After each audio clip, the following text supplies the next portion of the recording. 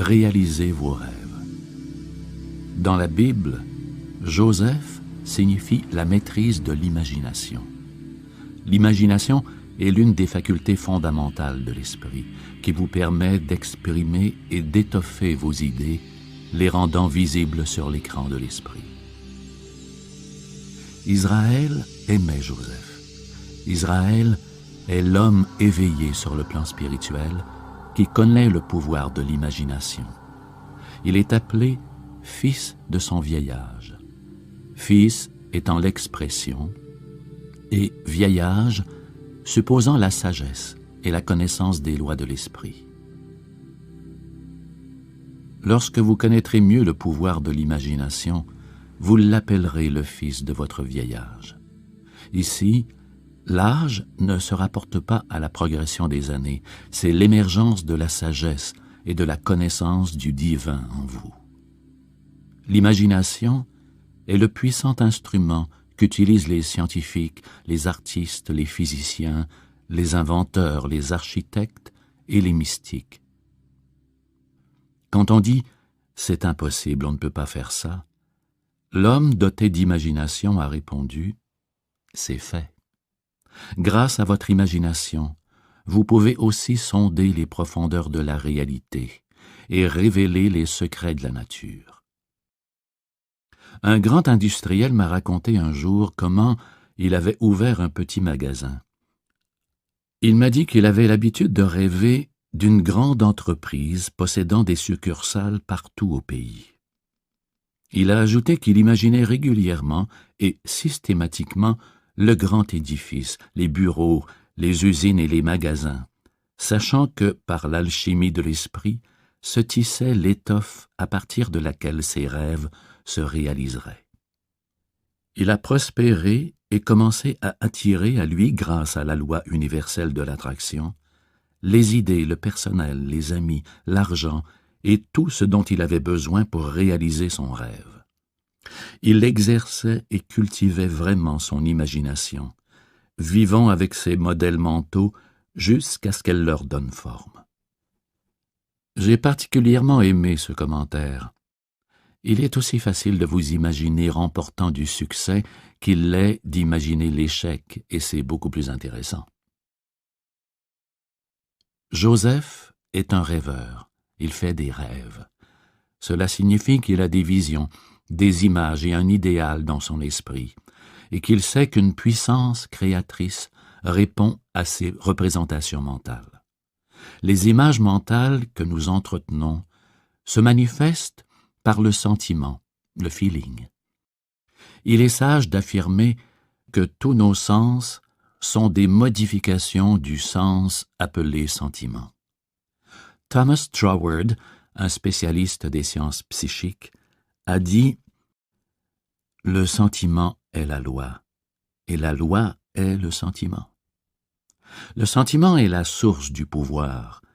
Nous devons investir de sentiments nos images mentales afin d'obtenir des résultats. Il est écrit « Joseph eut un songe et le raconta à ses frères, qui le détestèrent. » En langage biblique, détester signifie rejeter. Peut-être avez-vous un rêve, un idéal, un projet ou un but que vous aimeriez réaliser.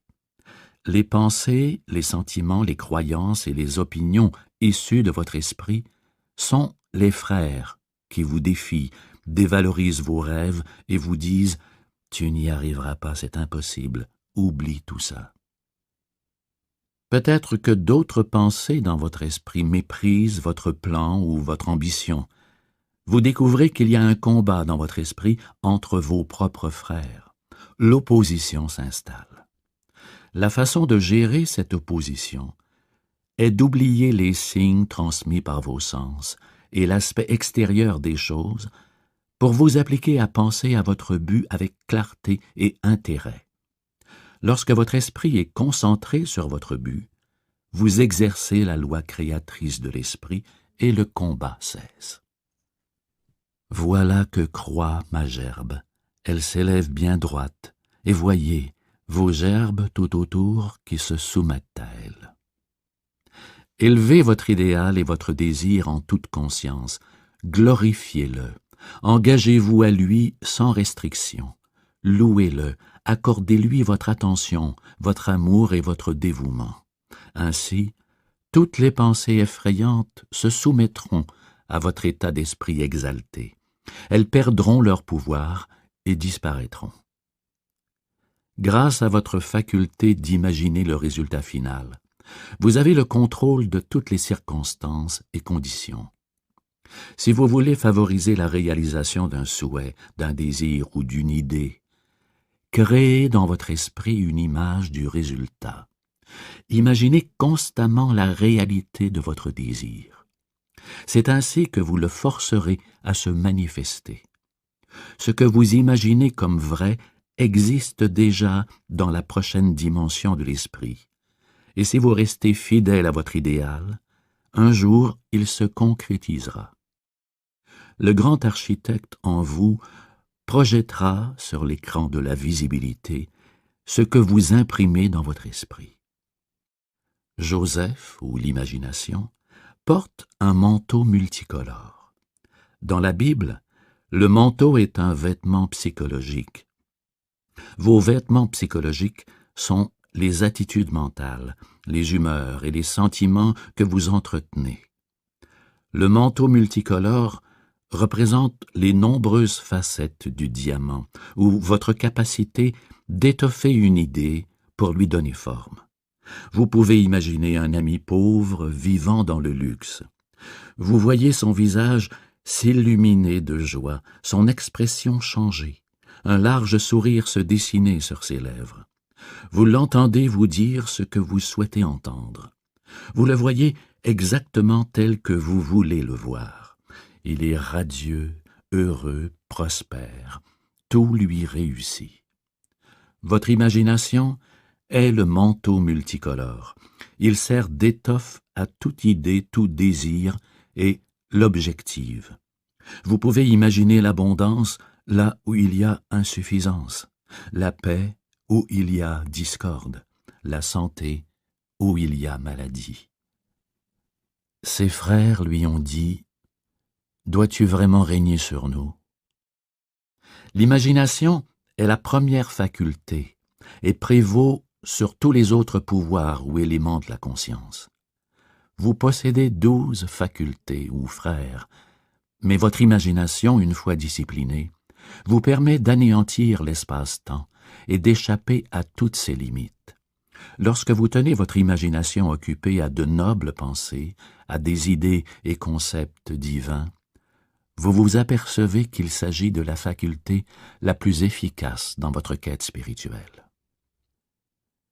La phrase « Joseph est vendu à l'Égypte » signifie que votre concept ou votre désir doit d'abord être subjectivé par l'Égypte, avant d'être objectivé.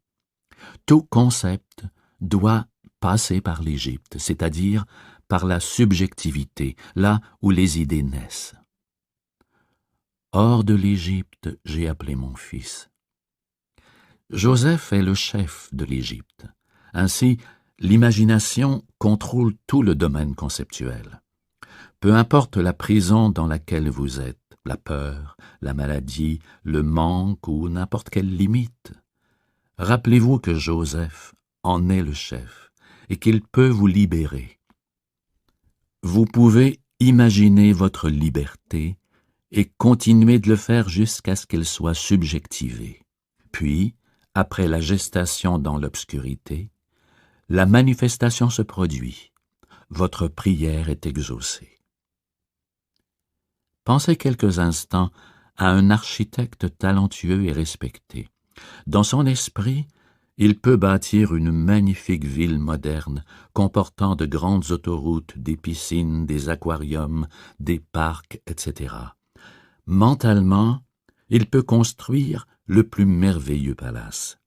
Il voit le bâtiment complètement érigé avant même d'avoir remis ses plans au constructeur.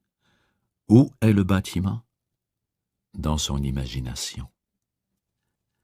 Votre imagination vous permet d'entendre vraiment la voix de votre mère, qui habite à 10 000 kilomètres de vous. Vous pouvez aussi la voir clairement comme si elle était présente. Voilà le pouvoir merveilleux dont vous jouissez. Vous pouvez le cultiver et l'amplifier afin de connaître le succès et la prospérité. N'avez-vous jamais entendu un directeur déclarer « J'ai dû congédier cette personne à cause de sa mauvaise attitude ». Même le monde des affaires reconnaît l'importance d'une bonne attitude. Je me souviens d'avoir reproduit il y a longtemps un court article sur la réincarnation. Les brochures étaient offertes à un comptoir de livres d'une église où je donnais des conférences. Au début, j'en ai vendu peu parce que la vendeuse était en complet désaccord avec le contenu. Je lui ai expliqué le sens biblique de la réincarnation, son origine et tout ce qui s'y rapportait. Elle a compris le contenu de l'histoire et s'est montrée enthousiaste à l'égard des brochures, qui ont toutes été vendues avant même que je termine ma série de conférences. Voilà une illustration de l'importance d'entretenir la bonne attitude mentale. Votre attitude mentale, c'est votre réaction psychique aux gens, aux circonstances et aux objets dans l'espace. Quelle relation entretenez-vous avec vos collègues de travail? Êtes-vous sympathique envers les gens, les animaux, l'univers en général? Croyez-vous que l'univers est hostile et que le monde vous est redevable? En résumé, quelle est votre attitude? La réaction émotionnelle de la vendeuse provenait d'un préjugé bien ancré. C'était la mauvaise attitude pour vendre des livres. Elle avait un parti pris contre le livre et son auteur. Vous pouvez acquérir la bonne attitude mentale quand vous prenez conscience que rien d'extérieur à vous ne peut vous déranger ni vous blesser sans le consentement de votre esprit. Vous êtes le seul penseur dans votre monde. Ainsi, rien ne peut vous mener à la colère, à la peine, à la tristesse sans votre consentement mental. Les suggestions qui vous arrivent de l'extérieur n'ont aucun pouvoir, sauf si vous leur permettez d'influencer négativement votre pensée. Prenez conscience que vous êtes le maître du monde de vos pensées. Les émotions découlent de la pensée. Vous êtes le souverain de votre propre orbite. Laissez-vous les autres vous influencer? Laissez-vous les titres de journaux, les ragots ou les critiques vous déranger ou vous déprimer? Si oui, vous devez admettre que vous êtes la cause de votre mauvaise humeur. C'est vous qui créez votre réaction émotionnelle. Cette attitude est mauvaise. Imaginez-vous les autres comme des êtres mauvais? Si oui, remarquez l'émotion qui est générée profondément en vous. Elle est négative et détruit votre santé et votre prospérité. Les circonstances ne peuvent avoir une influence sur vous que si vous le permettez. Il vous est possible de changer à votre gré et définitivement votre attitude à l'égard de la vie. Vous pouvez devenir maître de votre destinée et de votre âme, l'esprit subconscient. Par l'imagination disciplinée, vous pouvez généralement dominer vos émotions et votre attitude mentale. Par exemple, imaginez une personne méchante, malhonnête et jalouse, puis remarquez l'émotion qui jaillit en vous. Inversez maintenant la situation. Pensez à cette même personne en la voyant honnête, sincère, aimable et affectueuse. Quelle est votre réaction? N'est-ce pas vrai que vous êtes le maître de vos attitudes? En réalité, on peut affirmer que votre concept réel de Dieu détermine complètement votre attitude à l'égard de la vie en général. Votre croyance dominante au sujet de Dieu résume votre idée de la vie, car Dieu est la vie. Si, selon votre idée, Dieu est le pouvoir spirituel en vous, sensible à vos pensées, et que puisque votre monde de pensée habituel est constructif et harmonieux, ce pouvoir vous guide et vous favorise en tout temps, tout dans votre vie sera teinté par cette attitude dominante. Vous contemplerez le monde avec une attitude mentale positive, et vous vous attendrez joyeusement à ce qu'il y a de mieux. Bien des gens ont une perspective de la vie sombre et décourageante. Ils sont aigris, cyniques et méfiants à cause de l'attitude mentale dominante qui oriente leurs réactions.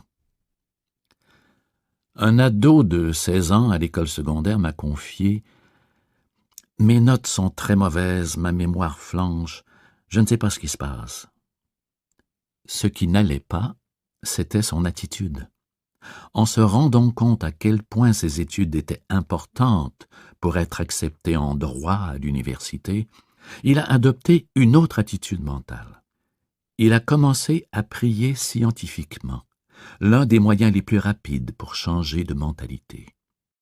Dans la prière scientifique, nous travaillons avec un principe qui réagit à la pensée. Ce jeune homme avait réalisé qu'il y avait en lui un pouvoir spirituel qui était la cause et la puissance unique. De plus, il s'est mis à affirmer que sa mémoire était parfaite et que l'intelligence infinie lui révélait constamment tout ce qu'il devait savoir, partout et en tout temps. Il rayonnait d'amour et d'estime envers ses professeurs et ses compagnons de classe. Ce jeune homme jouit maintenant d'une liberté plus grande qu'auparavant. Il imagine continuellement que ses professeurs et sa mère le félicitent pour les A qu'il obtient. C'est en imaginant les résultats souhaités qu'il a pu modifier son attitude à l'égard de ses études. J'ai mentionné précédemment que toutes nos attitudes mentales étaient conditionnées par l'imagination. Si vous imaginez qu'aujourd'hui la journée sera triste, que les affaires seront très calmes, qu'il pleuvra, qu'aucun client n'entrera dans votre boutique, que les gens n'ont pas d'argent, etc., vous vivrez les conséquences de votre imagerie négative. Un jour, un homme marchait dans les rues de Londres et a cru voir un serpent. Sa peur l'a à demi paralysé. Ce qu'il avait vu ressemblait à un serpent. Toutefois, sa réaction psychique et émotionnelle a été la même que si ça avait été vraiment un serpent. Imaginez que tout est charmant, noble et agréable, et toute votre attitude émotionnelle à l'égard de la vie changera. Qu'imaginez-vous à propos de la vie? Connaîtrez-vous une vie heureuse ou une longue série de frustrations? Choisissez celui que vous servirez. Vous modelez, façonnez et créez le monde extérieur dans lequel vous vivez vos expériences selon les images mentales que vous entretenez généralement. Imaginez des conditions et des circonstances de vie qui vous donnent de la dignité, vous élèvent, vous plaisent et vous satisfont. Si dans votre imagination la vie est sans attrait, cruelle, difficile et vous rend amer, que la lutte et la souffrance sont inévitables, vous faites en sorte qu'elle sera effectivement malheureuse pour vous.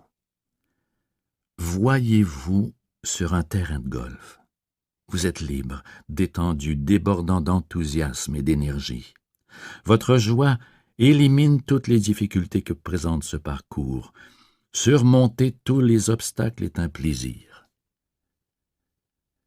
Transportez-vous maintenant dans un funérarium. Remarquez les diverses réactions émotionnelles qui vous habitent dans ces deux situations. Dans la chapelle funéraire, vous pouvez vous réjouir de la nouvelle naissance de la personne. Vous pouvez imaginer cet être cher parmi ses amis, entouré d'amour et de beauté indescriptible. Vous pouvez imaginer la rivière de paix divine baignant l'esprit et le cœur de toutes les personnes présentes. Vous pouvez vous élever vous-même aux cieux dans votre esprit, où que vous soyez. C'est le pouvoir de votre imagination. Et il eut un autre songe, et l'a raconté à ses frères. « Voyez, j'ai eu un autre songe. Le soleil, la lune et les 11 étoiles m'ont rendu hommage. » Dans la symbolique ancienne, le soleil et la lune représentent l'esprit conscient et inconscient. Les 11 étoiles symbolisent les 11 pouvoirs qui s'ajoutent à l'imagination.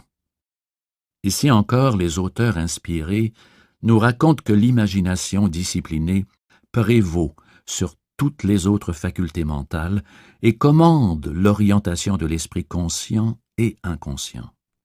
L'imagination domine tout et peut être orientée scientifiquement. J'examinais l'une des tours rondes d'Irlande avec mon père, il y a plus de 50 ans. Il est resté silencieux pendant 1 heure. Passif et réceptif, il semblait absorbé dans ses pensées. Je lui ai demandé sur quoi il méditait. Voici sa réponse. Il m'a fait remarquer que nous évoluions et progressions uniquement grâce aux grandes idées merveilleuses de ce monde. En observant l'usure des pierres de la tour, son imagination l'a amené aux carrières où elles avaient été taillées. Son imagination a dépouillé les pierres. De son œil intérieur, il a vu leur structure, leur composition et leur formation géologique, réduisant ces pierres à un état informe. Finalement, il a imaginé leur unicité parmi les autres pierres et tout ce qui vit. Dans cette imagerie divine, il a compris qu'il était possible de recréer l'histoire de la race irlandaise en contemplant une tour ronde. Par sa faculté d'imaginer, ce professeur a pu voir les hommes invisibles vivant dans la tour et entendre leur voix. Pour lui, ce lieu s'est animé. Son imagination lui a permis de voyager dans un passé où il n'existait pas de tour ronde à cet endroit. Dans son esprit, il a créé une scène révélant le lieu d'origine des pierres, les personnes qui les avaient transportées jusque-là, la fonction de cette structure et l'histoire qui s'y rapportait.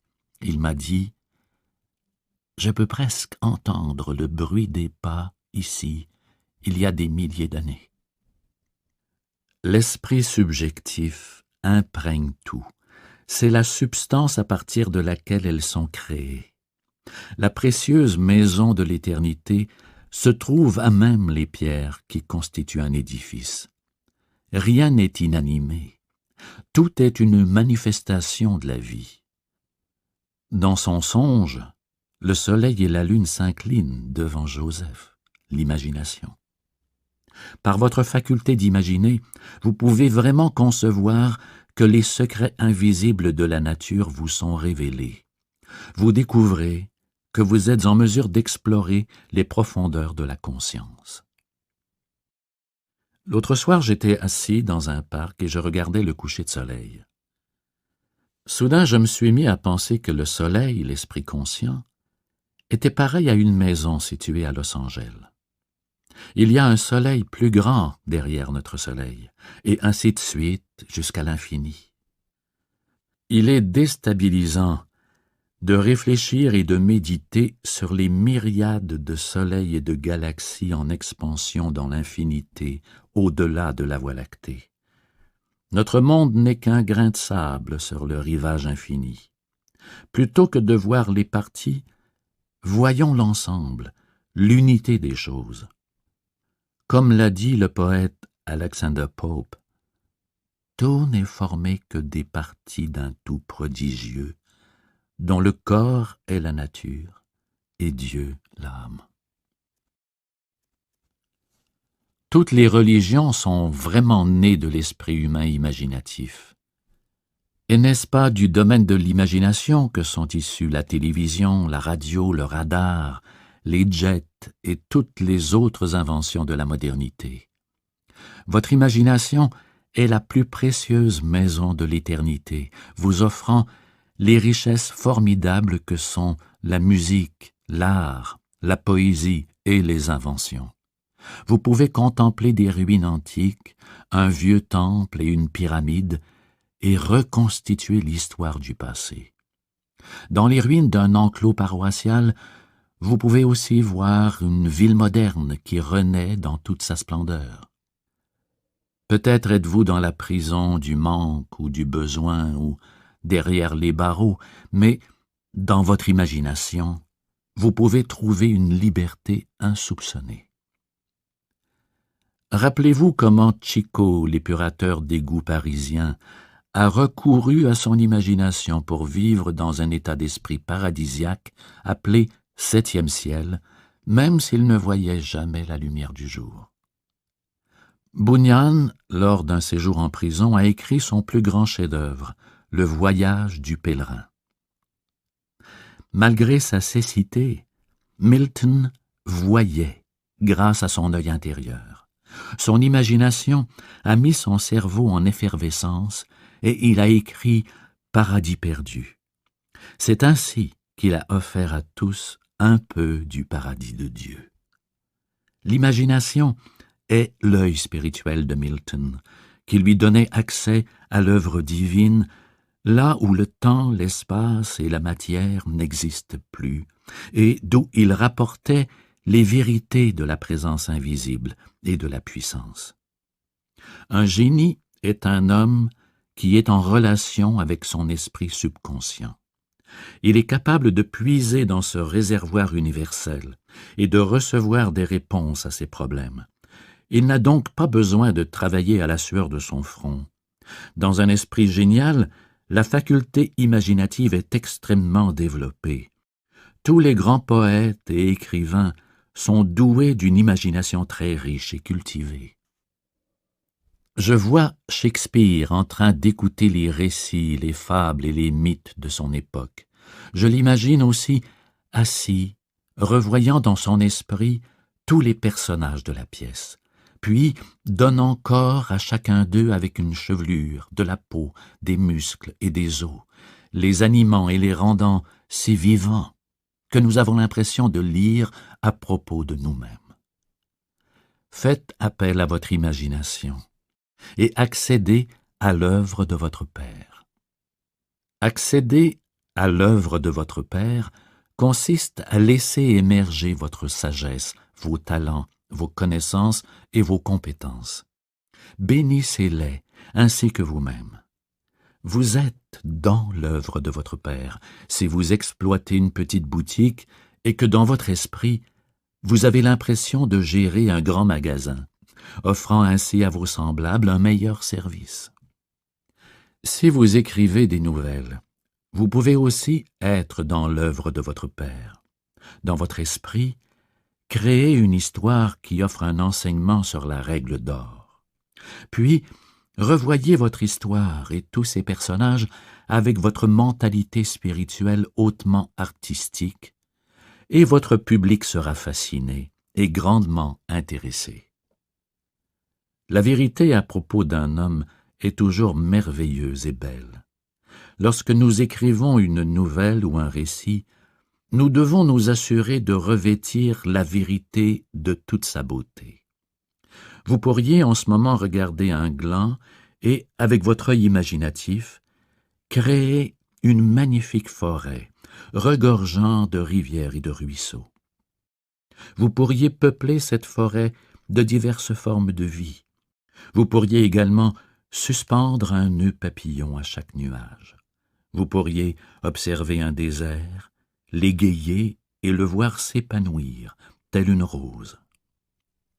Au lieu de l'épine croîtra le cyprès, au lieu de l'ortie croîtra le myrte. Les hommes doués d'intuition et d'imagination trouvent de l'eau dans le désert et créent des villes là où précédemment d'autres n'avaient vu qu'un lieu inculte. L'architecte d'une ville voit les édifices et les fontaines en pleine activité avant même d'avoir creusé un puits ou construit une maison. Je ferai du désert un marécage et de la terre aride des eaux jaillissantes. De longues heures de dur labeur se poursuivant même dans la nuit ne produiront jamais un Milton, un Shakespeare ou un Beethoven. Les œuvres grandioses s'accomplissent dans les moments de calme, en imaginant que les choses invisibles venues du fondement du temps sont clairement visibles. Vous pouvez imaginer la grâce indescriptible de celui qui est, exprimée sur votre toile. Et si vous êtes un véritable artiste amoureux de beauté, la splendeur jaillira sans effort. Vous vivrez naturellement des moments d'inspiration puissante n'ayant rien à voir avec la sueur et le dur labeur mental. J'ai rencontré un poète dans Greenwich Village, dont les poèmes étaient d'une grande beauté. Il les faisait imprimer sur des cartes et les vendait durant les fêtes de la fin d'année. Certains étaient de magnifiques perles d'amour spirituel. Il m'a confié que lorsqu'il restait dans la tranquillité, les mots arrivaient dans son esprit, accompagnés d'une scène charmante. Des fleurs, des personnes, des amis se présentaient clairement à son esprit. Ces images lui parlaient, elles lui racontaient leur histoire. Souvent, le poème, la chanson ou la berceuse apparaissaient dans leur forme finale sans le moindre effort de sa part. Il avait pour habitude d'imaginer qu'il écrivait de beaux poèmes qui émouvaient ses semblables. Shelley a dit que la poésie était une expression de l'imagination. Quand le poète médite sur l'amour et souhaite écrire sur ce sujet, l'intelligence et la sagesse invisible mettent son esprit en ébullition, l'envoûtent de la beauté de Dieu, l'éveillent à l'amour éternel divin, et ces mots sont ainsi revêtus de sagesse, de vérité et de beauté. Le grand musicien est en vous. Si votre affaire consiste à jouer ou à composer de la musique, il est clair que vous êtes dans l'œuvre de votre Père. L'œuvre de votre Père consiste d'abord à reconnaître Dieu en tant que grand musicien, puis à méditer, à sentir, à prier, et à savoir que la musique intérieure chante ou joue à travers vous le chant de l'amour divin, et que vous chanterez ou jouerez comme jamais auparavant. Chacune des inventions d'Edison a d'abord été conçue dans son imagination. Cela s'applique aussi à Tesla, un autre grand inventeur et scientifique. Je crois que c'est Oliver Wendell Holmes qui a dit que nous avons besoin d'hommes à 3 étages, capables d'idéaliser, d'imaginer et de prévoir. Je pense que c'est par la capacité d'imaginer et de rêver que Ford a cherché à mettre le monde sur des roues. Grâce à votre faculté d'imaginer, vous pouvez éliminer toutes les limites de l'espace-temps. Vous êtes en mesure de reconstruire le passé ou de contempler le futur avec votre œil intérieur. Il n'est pas étonnant qu'il soit écrit dans la Genèse « Israël aimait Joseph » plus que tous ses autres enfants. L'imagination, quand elle est disciplinée, spiritualisée, maîtrisée et orientée, devient l'attribut le plus noble de l'homme. Il y a quelques années, je discutais avec un jeune chimiste qui me disait que ses supérieurs tentaient depuis longtemps de fabriquer un certain type de teinture allemande sans jamais réussir. C'était donc la tâche qu'il lui avait confiée quand il l'avait embauché. Au début, il ignorait que c'était impossible à réaliser, et c'est ainsi qu'il a synthétisé le composé sans difficulté. Ils ont été surpris et ont voulu connaître son secret. Il leur a répondu qu'il avait imaginé qu'il détenait la solution. À ses supérieurs qui le pressaient de leur en dire davantage, il a déclaré qu'il avait clairement vu le mot « solution » en lettres rouges vifs dans son esprit, et qu'il avait ensuite créé un vacuum sous ces lettres, sachant qu'en imaginant la formule chimique dans ce vide, son inconscient l'emplirait. La 3e nuit, il avait fait un rêve dans lequel la formule complète et le procédé de fabrication lui avaient été clairement présentés. Joseph, l'imagination, est un rêveur, mais aussi un prophète qui vit sa destinée dans un songe. Ils complotèrent à le faire mourir. Ils se dirent l'un à l'autre, « Voici le faiseur de songes. » Pendant que vous entendez ces citations bibliques, peut-être y a-t-il des sentiments de peur, de doute ou d'angoisse qui complotent dans votre esprit pour faire mourir votre désir, votre idéal ou votre rêve. Vous considérez les conditions et les circonstances, et la peur monte en vous. Et pourtant, ce désir qui vous habite, s'il est réalisé, vous apportera la paix et résoudra votre problème. Vous devez être comme Joseph, un rêveur pratique. Décidez de réaliser vos rêves. Dès maintenant, retirez-vous et détournez votre attention des apparences et des signes transmis par vos sens. Même si vos sens nient ce pourquoi vous priez, dans votre cœur, affirmez qu'il s'agit d'une réalité. Ramenez votre esprit de ses errances auprès des faux dieux du doute et de la peur, dans la toute-puissance du pouvoir spirituel en vous. Dans le silence et la quiétude de votre esprit, retenez qu'il n'y a qu'un seul pouvoir et une seule présence.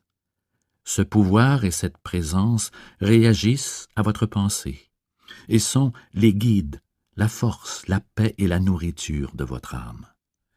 Concentrez toute votre attention mentale à reconnaître la souveraineté absolue du pouvoir spirituel, sachant que le pouvoir divin a la réponse et est actuellement en train de vous guider. Faites-lui confiance, croyez en lui et marchez dans la lumière. Votre prière est déjà exaucée. Nous avons tous lu l'histoire de Colomb et de sa découverte de l'Amérique. C'est l'imagination qui l'a mené à sa découverte. Son imagination et la foi en un pouvoir divin l'ont guidé et conduit vers la victoire. Les marins ont dit à Colomb, « Que ferons-nous quand il n'y aura plus d'espoir ?»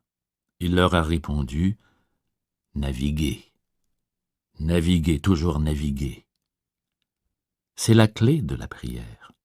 Restez fidèle jusqu'à la fin. Gardez la foi tout le long du parcours et persistez jusqu'au bout, car vous savez dans votre cœur que la fin est sûre, puisque vous l'avez vue. Copernic, grâce à sa vive imagination, a révélé comment la Terre tournait sur son axe, démontrant du coup la fausseté des anciennes théories astronomiques. Je crois que ce serait une idée merveilleuse de réviser toutes nos idées de temps à autre pour faire le point sur nos croyances et nos opinions et nous demander honnêtement pourquoi je crois à cela. D'où me vient cette opinion? Bon nombre de nos idées, théories, croyances et opinions sont peut-être complètement fausses et peut-être les avons-nous acceptées comme vraies sans réellement chercher à vérifier leur vérité et leur exactitude. Même si notre père et notre grand-père entretenaient certaines croyances, nous n'avons aucune raison d'y adhérer. Une femme m'a déjà dit qu'une de ses idées devait être vraie, puisque sa grand-mère y croyait. C'est absurde. L'esprit génétique a de nombreuses convictions qui ne sont pas vraies. Ce qui a été transmis de génération en génération n'est pas nécessairement valable et ne constitue pas l'autorité ultime. Cette femme, honnête et bien intentionnée, avait un esprit très susceptible en ce qui avait trait aux vérités psychologiques. Elle interprétait tout ce qui se trouvait dans la Bible au sens littéral. Son esprit fonctionnait à partir de préjugés et de superstitions et s'opposait à tout ce qui dérogeait de ses croyances, opinions et notions préconçues. Notre esprit doit ressembler à un parachute. Il doit s'ouvrir, sinon il ne sert à rien. Dans le même ordre d'idées, nous devons ouvrir nos yeux et notre esprit aux nouvelles vérités.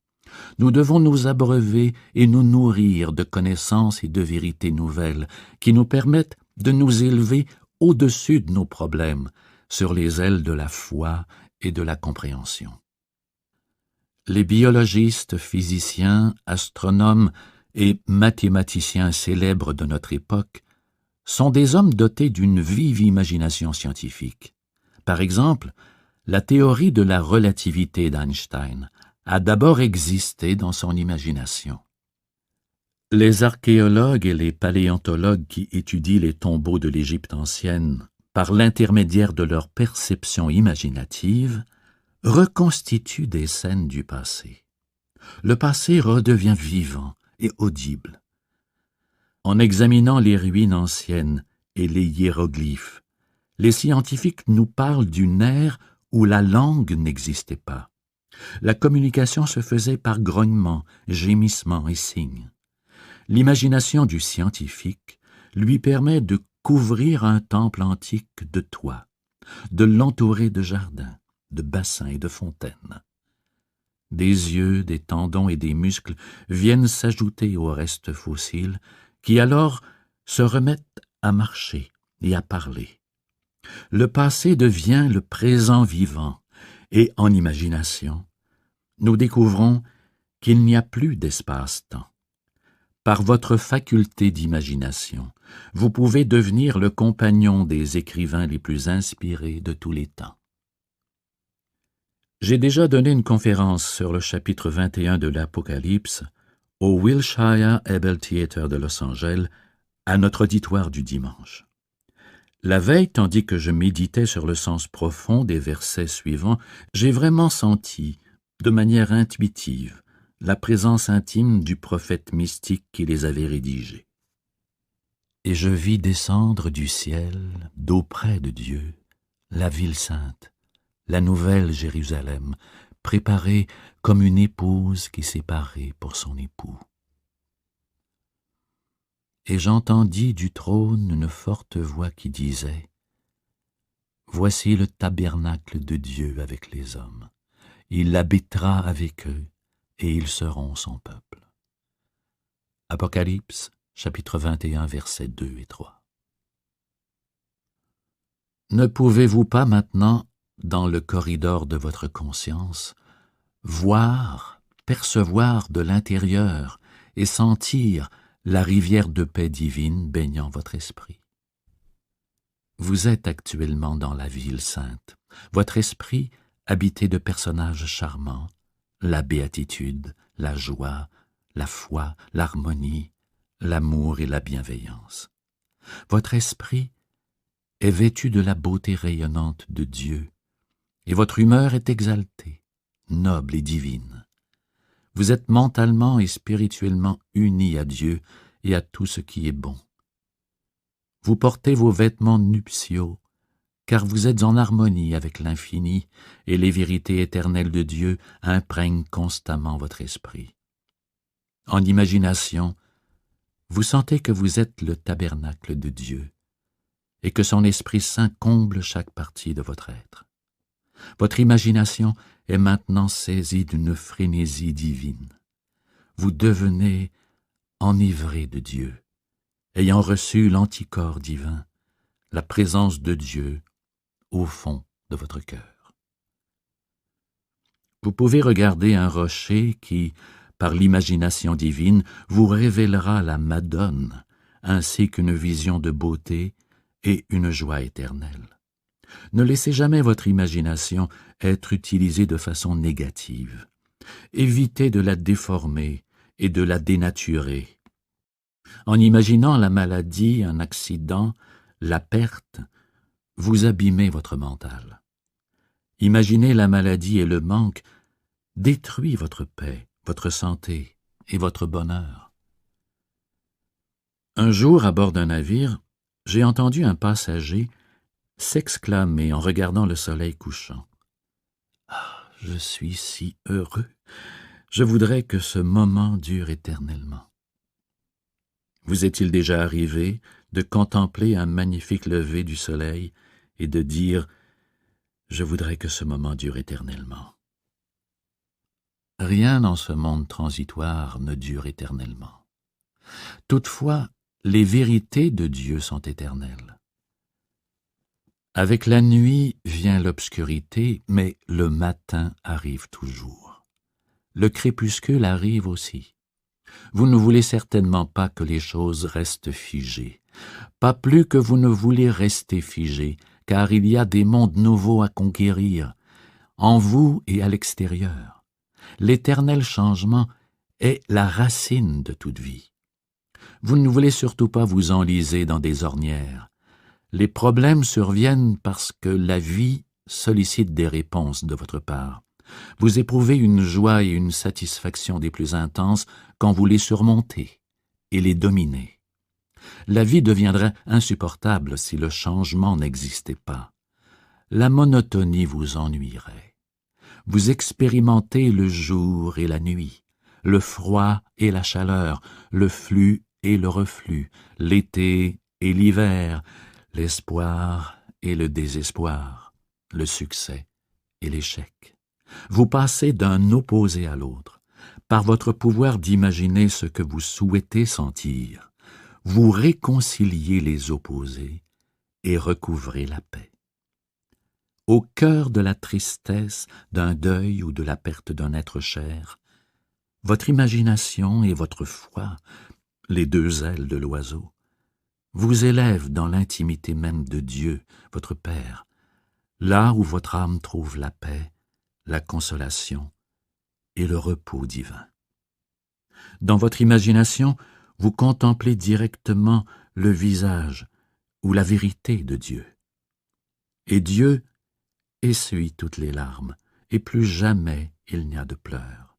Tout le brouillard de l'esprit humain se dissipe dans le soleil rayonnant de l'amour de Dieu.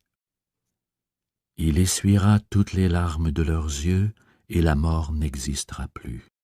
Et il n'y aura plus de pleurs, de cris, ni de tristesse, car la première création aura disparu. Voici, je fais toutes choses nouvelles. Apocalypse, chapitre 21, versets 4 et 5. Dans l'obscurité de la nuit, vous ne voyez pas d'issue. Ainsi, quand votre problème est à son comble, laissez votre imagination être votre sauveur. Je lève mes yeux, l'imagination, vers les montagnes, d'où me viendra le secours. Psaume 121, verset 1. Les montagnes sont du domaine intérieur. C'est la présence de Dieu en vous. Lorsque vous cherchez un guide ou une inspiration, fixez les yeux sur les étoiles de la vérité de Dieu. Dites par exemple « L'intelligence infinie m'oriente et me guide » ou « La sagesse divine baigne mon esprit et l'inspiration me vient de là-haut ». Il y a en vous un concepteur, un architecte et un tisserand. À partir du tissu de votre esprit, de vos pensées, de vos sentiments et de vos croyances, il façonne un mode de vie qui vous apporte la paix ou la discorde, la santé ou la maladie. Vous pouvez imaginer une vie qui vous emportera jusqu'au troisième ciel, où vous serez témoin de phénomènes divins inqualifiables et inexprimables.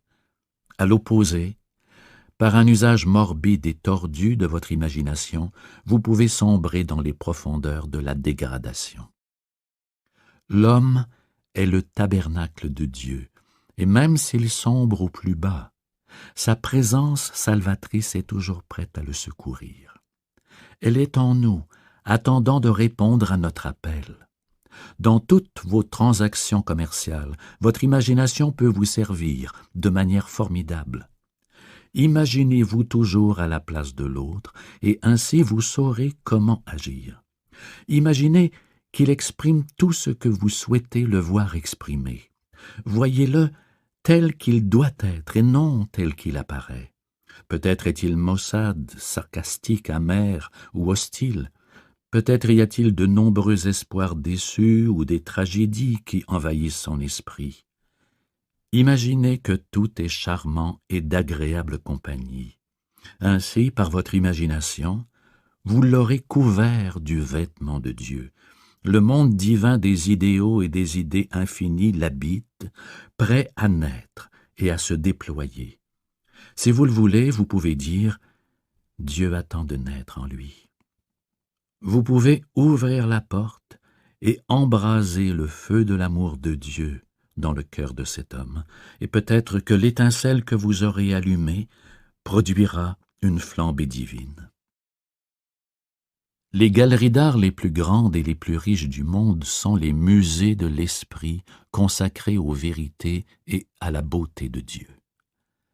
Léonard de Vinci, grâce à son don d'imagination, a médité sur Jésus, les 12 disciples et leur sens.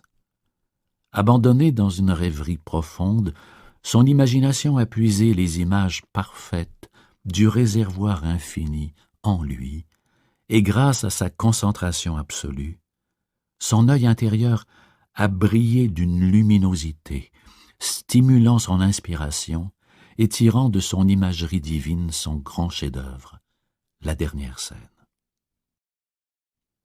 Vous avez sûrement déjà été au bord d'un lac tranquille ou au sommet d'une montagne. Vous avez sans doute remarqué la lumière céleste reflétée sur la surface calme et sereine. De même, l'esprit paisible de la personne spirituelle reflète la lumière et la sagesse intrinsèque de Dieu. Visualisez votre idéal dans la vie et vivez avec lui. Laissez-le captiver votre imagination. Laissez-le vous enthousiasmer. Vous vous orienterez alors vers cet idéal qui gouverne votre esprit. Les idéaux de la vie s'apparentent à la rosée céleste qui imprègne les zones arides de l'esprit humain, le rafraîchissant et le vivifiant. L'imagination de l'auteur inspiré a été embrasée de la vérité lorsqu'il a écrit « Un fleuve réjouit de ses courants la cité de Dieu, le sanctuaire où habite le Très-Haut. »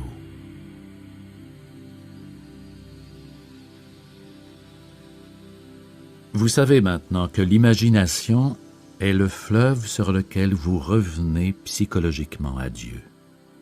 Les courants sont vos idées et vos sentiments, ainsi que l'émanation d'amour et de bienveillance qui jaillit de vous et rejoint tous les hommes, partout. L'homme jette un regard sur le monde et voit la maladie, le chaos, la cruauté des humains entre eux. L'homme qui a discipliné son imagination s'élève au-dessus des apparences, de la discorde et des signes transmis par ses sens et voit le principe d'harmonie sublime qui opère en toutes choses dans tous ses aspects. Par son imagerie divine, il sait qu'il existe une loi éternelle de la vertu derrière toute chose, qu'une paix durable et qu'un amour infini gouvernent tout le cosmos. Ces vérités émergent du cœur et naissent de la vérité éternelle qui, par l'imagination, perce le voile extérieur et se fonde selon le sens divin et céleste. L'imagination a été l'atelier divin qui a inspiré l'auteur de ces incomparables joyaux spirituels qui défieront le temps et existeront à jamais. Tendre beauté, imagerie divine, il nous parle de manière inégalée de la disponibilité et de l'immanence de la présence de Dieu. Car il ordonnera à ses anges de te garder dans toutes tes voies. Où irai-je loin de ton esprit, et où fuirai-je loin de ta face? Si je monte au ciel, tu y es. Si je descends dans l'enfer, tu t'y trouves, car c'est ta main qui m'y conduira.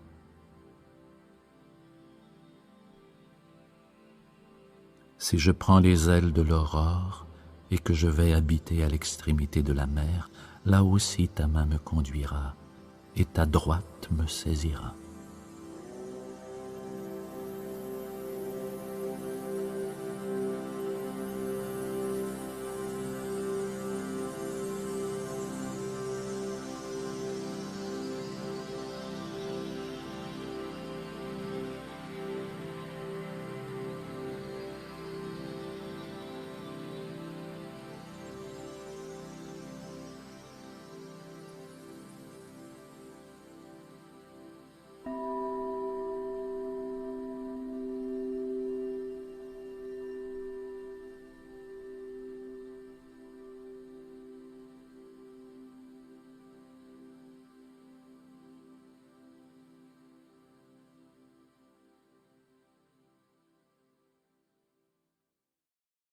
Utilisez votre subconscient en affaires.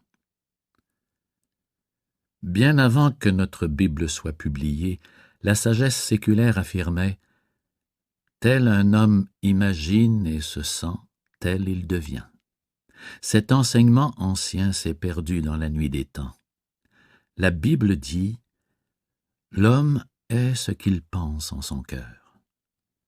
Selon la légende, il y a des milliers d'années, les sages chinois se sont rassemblés autour d'un chef pour discuter du pillage de la terre par des légions d'envahisseurs violents. La question à résoudre se formulait comme suit: comment pouvons-nous préserver la sagesse ancienne de la destruction des envahisseurs? Il y eut beaucoup de suggestions. Certains pensaient que les parchemins et symboles anciens devaient être enterrés dans les montagnes de l'Himalaya. D'autres ont suggéré qu'ils soient déposés dans des monastères au Tibet. D'autres encore ont fait remarquer que les temples sacrés de l'Inde étaient des endroits idéaux pour conserver la sagesse de leur Dieu. Leur chef est resté silencieux. En fait, il s'était endormi en plein débat, ronflant bruyamment, ce qui a jeté l'assemblée dans la consternation.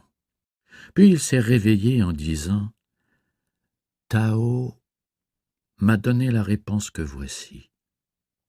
Nous ferons appel aux grands artistes graphiques de Chine, des hommes dotés d'une imagination divine, et leur révélerons ce que nous voulons accomplir. Nous les initierons au mystère de la vérité. Ils représenteront, sous forme d'images, les grandes vérités qui doivent être préservées pour l'éternité, pour d'innombrables générations à naître. Lorsqu'ils auront raconté les vérités, puissances, qualités et attributs de Dieu en une série de cartes imagées, nous dévoilerons au monde un nouveau jeu de hasard. Partout dans le monde, à travers toutes les époques, les hommes s'en serviront pour jouer, ignorant que par ce moyen très simple, ils préserveront l'enseignement sacré pour toutes les générations à venir. Et c'est l'origine du jeu de cartes actuel. Le vieux chinois aurait ajouté « Si jamais les écritures sacrées étaient détruites, elles pourraient ressurgir en tout temps, grâce aux enseignements symboliques et au sens intrinsèque des motifs divers illustrés sur les cartes à jouer. » L'imagination étoffe les idées et leur donne forme. Par l'art divin de l'imagination, ces artistes ont étoffé toutes ces idées sous une forme visuelle. Dans l'acte d'imaginer, ce qui est caché au plus profond de vous-même devient manifeste. Par l'imagination, ce qui existe sous une forme latente ou ce qui sommeille en vous prend forme par la pensée. Nous contemplons alors ce qui a été dissimulé jusqu'à présent. Considérons quelques exemples simples. Juste avant de vous marier, vous aviez dans votre esprit des images réalistes très claires. Votre pouvoir d'imaginer vous faisait voir le prêtre, le ministre ou le rabbin. Vous l'écoutiez prononcer les paroles, vous aperceviez les fleurs, l'église, et vous entendiez la musique. Vous imaginiez l'anneau à votre doigt et votre voyage de noces à Niagara Falls ou en Europe. Tout ceci grâce à votre imagination. De la même façon, avant d'obtenir votre diplôme, vous vous êtes représenté une scène formidable dans votre esprit. Vous avez étoffé toutes vos idées à propos de cette cérémonie pour leur donner forme. Vous avez imaginé le professeur ou le directeur du collège en train de vous remettre votre diplôme. Vous avez vu les autres étudiants vêtus de toges. Vous avez entendu votre père, votre mère ou encore votre amoureux ou à votre amoureuse vous féliciter. Vous avez senti l'étreinte et le baiser. Tout était réel, émouvant, excitant et merveilleux. Les images apparaissaient librement dans votre esprit, comme venues de nulle part, mais vous savez et devez admettre qu'il y avait et qu'il y a encore un créateur intérieur détenant le pouvoir de créer toutes ces formes observées mentalement, les dotant de vie, de mouvement et de voix. Ces images vous disaient « Nous ne vivons que pour toi ». Avant d'être libéré de l'armée, un jeune homme m'a dit « Je vois ma mère clairement, je l'imagine m'accueillant, je vois notre vieille demeure, mon père qui fume sa pipe, ma sœur qui nourrit les chiens, je vois chaque caractéristique et chaque coin de la maison, j'entends même les voix. » D'où viennent toutes ces images si nettes? Keats affirme qu'une sagesse ancestrale habite l'homme et que nous pouvons, si nous le voulons, boire de cet ancien vin du paradis. L'Esprit de Dieu en vous est le véritable fondement de l'imagination. Un jour, je passais un examen à Londres et je ne connaissais pas la réponse à une question importante. Je me suis calmé et j'ai répété lentement plusieurs fois, tout en méditant de manière détendue. Dieu révèle la réponse. Entre-temps, j'ai répondu aux autres questions, qui étaient faciles. Nous savons qu'en calmant notre esprit conscient, la sagesse subjective prend le dessus. En peu de temps, l'image de la réponse m'est apparue clairement. Elle s'est présentée en mots, comme une page d'un livre, complètement rédigée, tel un paragraphe dans mon esprit. Une sagesse plus puissante que mon esprit conscient et mon intellect s'exprimait en moi. Un élève très religieux d'environ 14 ans est venu me consulter. Il m'a confié que chaque fois qu'il avait un problème, il imaginait Jésus en train de lui parler, lui dévoilant la solution, lui dictant ses actions. La mère de ce garçon extrêmement imaginatif était très malade. Il a lu le récit de Jésus qui avait guéri la femme fiévreuse. Puis mon jeune ami m'a raconté « Hier soir, j'ai imaginé que Jésus me disait « Va ton chemin, ta mère est guérie. » Il a rendu cette scène mentale si réelle, si vivante, si intense, que grâce à sa foi et à sa croyance, il s'est persuadé de la vérité de ce qu'il avait entendu subjectivement. Sa mère s'est rétablie complètement. Pourtant, son état avait été considéré comme sans espoir, au-delà de toute aide médicale. Puisque vous étudiez les lois de l'esprit, vous savez ce qui s'est produit. Il s'est galvanisé dans un sentiment d'unicité avec son image et conformément à sa foi ou à sa conviction, c'est ce qui lui est arrivé. Il n'y a qu'un seul esprit et qu'une seule présence curative. Tandis que le garçon a modifié sa conviction et aperçu sa mère en parfaite santé, simultanément, l'idée de santé parfaite s'est éveillée dans l'esprit de celle-ci. Il ignorait tout de la guérison spirituelle ou du pouvoir de l'imagination. Il s'est servi de cette loi inconsciemment. Dans son esprit, il croyait vraiment que Jésus lui parlait. Ainsi, les choses se sont passées conformément à sa croyance. Croire à quelque chose, c'est l'accepter comme vrai. Voilà pourquoi Paracelse a dit au XVIe siècle « Que l'objet de votre croyance soit vrai ou imaginaire, vous obtiendrez le même résultat. » Il n'y a qu'un seul principe curatif spirituel et qu'un seul processus de guérison, et c'est la foi. Ce qui vous arrive est conforme à votre foi. Il existe une multitude de processus, de méthodes et de techniques de guérison.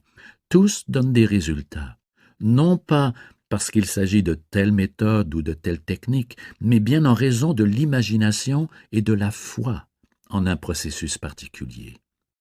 Tous puisent à la source unique de guérison, qui est Dieu. La présence curative infinie imprègne toute chose et est omniprésente. Le guérisseur vaudou obtient des résultats avec ses incantations. Il en est de même pour le Kahuna Dawai avec ses soins, pour les diverses branches de la nouvelle pensée et de la science chrétienne, pour l'école de médecine de Nancy, pour l'ostéopathie, etc. Toutes ces écoles de pensée rejoignent des niveaux de conscience et accomplissent des bienfaits. Toute méthode ou tout procédé qui allège la souffrance, la douleur et la détresse humaine est valable. De nombreuses églises exercent l'imposition des mains, d'autres ont pour pratique les neuvaines et la visite de sanctuaires. Tout en retire des bienfaits, conformément à leur acceptation mentale ou croyance. Quand vous avez la volonté de demeurer seul avec Dieu et de cesser complètement d'accorder du pouvoir aux choses extérieures, quand vous ne donnez plus de pouvoir au monde phénoménal de cause à effet, et quand vous vouez une entière allégeance au pouvoir spirituel en vous, prenant conscience qu'il est la seule présence et la seule cause, vous n'avez plus besoin d'accessoires d'aucune sorte. L'intelligence vivante qui a créé votre corps répondra immédiatement à votre foi et à votre compréhension, et vous profiterez alors d'une guérison spirituelle instantanée. Si vous n'avez pas encore atteint ce niveau de conscience, où vous pouvez faire pousser une dent par la prière, le geste le plus évident à poser est d'aller chez le dentiste. Priez pour lui pour obtenir un traitement oral parfait, divin. Tant que vous croirez aux causes extérieures, vous rechercherez des remèdes extérieurs. Afin de mieux illustrer le pouvoir de l'imagination, je vais vous parler d'un de mes proches qui souffrait de tuberculose. Ses poumons étaient gravement malades et son fils a donc décidé de le guérir. Il s'est rendu à Perth, en Australie occidentale, où vivait son père, et lui a raconté qu'il avait rencontré un moine qui lui avait vendu un morceau de la vraie croix pour l'équivalent de 500 $. Ce jeune homme avait ramassé un bout de bois sur le trottoir. Il était ensuite allé chez un bijoutier pour le faire fixer à un anneau afin de lui donner un aspect plus réel. Il a dit à son père que de nombreuses personnes avaient été guéries juste en touchant à l'anneau ou à la croix. Il a enflammé l'imagination de son père à tel point que le vieil homme a saisi l'anneau pour le placer sur sa poitrine. Il s'est mis à prier en silence, puis il s'est endormi. Le lendemain matin, il était guéri. Tous les tests étaient négatifs. Bien sûr, vous savez que ce n'est pas le bout de bois du trottoir qui l'a guéri. C'est son imagination, stimulée à un degré intense, ainsi que l'expectative confiante d'une guérison complète. La foi ou le sentiment subjectif s'est allié à l'imagination, et cette union a provoqué la guérison. Son père n'a jamais su quel tour son fils lui avait joué. S'il avait été mis au courant, il aurait probablement eu une rechute. La maladie n'est jamais réapparue et il est mort 15 ans plus tard, à l'âge de 89 ans. Je connais un homme d'affaires à Los Angeles qui a atteint le plus haut niveau dans son domaine. Il m'a raconté que pendant 30 ans, les décisions les plus importantes qu'il avait prises étaient fondées sur ses conversations imaginaires avec saint Paul. Je l'ai invité à m'en dire davantage et il m'a fait remarquer que peu de gens du monde des affaires se rendaient compte qu'ils pouvaient bénéficier d'une aide et de conseils formidables en imaginant qu'ils les obtenaient des auteurs et des grands prophètes de la Bible. Je vais citer le plus précisément possible ce gestionnaire qui a réussi. Bien souvent, mes décisions auraient pu profiter à l'entreprise ou l'amener à la faillite. J'ai souvent hésité, j'ai souffert d'hypertension et de maladies cardiaques. Un jour, une idée m'est venue. Pourquoi ne pas consulter Jésus ou saint Paul? J'aimais les épîtres de saint Paul. Alors, quand j'avais une décision importante à prendre, j'imaginais qu'il me disait « Ta décision est parfaite. Elle apportera des bienfaits à ton entreprise. Sois béni, mon fils.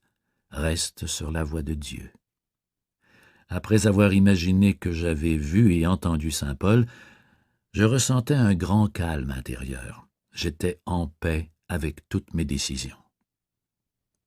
Cet homme d'affaires avait trouvé ce moyen pour profiter du soutien du divin.